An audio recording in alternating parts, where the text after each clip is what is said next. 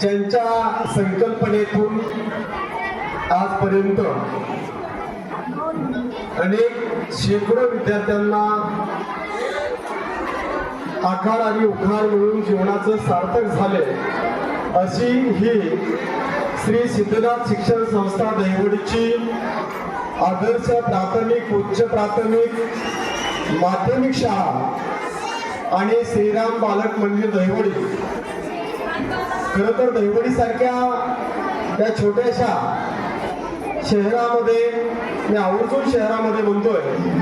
अशा शहरामध्ये या आदर्श शाळेच्या माध्यमातून अनेक विद्यार्थ्यांचं भाग्य उजळलं आणि त्याचाच एक भाग म्हणून आज या ठिकाणी आपल्या सर्वांच्या साक्षीनं आणि विशेष करून आजच्या या कार्यक्रमासाठी स्वागत अध्यक्ष असलेल्या या दहिवडी नगरीच्या प्रथम नागरिक सन्माननीय नगराध्यक्षा सौ नीलमताई अतुलसेठ जाधव, त्याचबरोबर संमेलनाचे अध्यक्ष जे ज्येष्ठ पत्रकार म्हणून आपल्याला या ठिकाणी लाभणार होते ते माननीय श्री रवींद्र इतिहास सर, प्रमुख पाहुणे म्हणून प्रसिद्ध लेखक सातारा जगन्नाथजी शिंदे साहेब आणि ज्येष्ठ कवयित्री आणि प्रसिद्ध लेखिका सातारा जिल्हा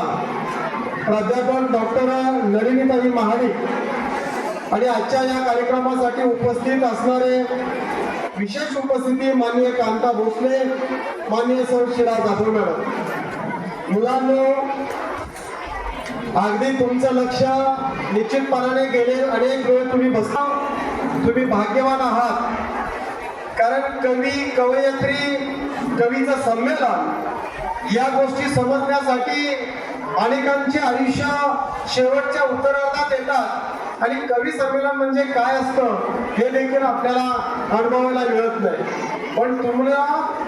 भाग्य आणि नशीब यासाठी म्हणतो की या आदर्श प्राथमिक शाळेच्या माध्यमातून तुमच्यासाठी ही खूप मोठी पर्वणी आज उपलब्ध झाली, त्याबद्दल संयोजक म्हणून या मानच्या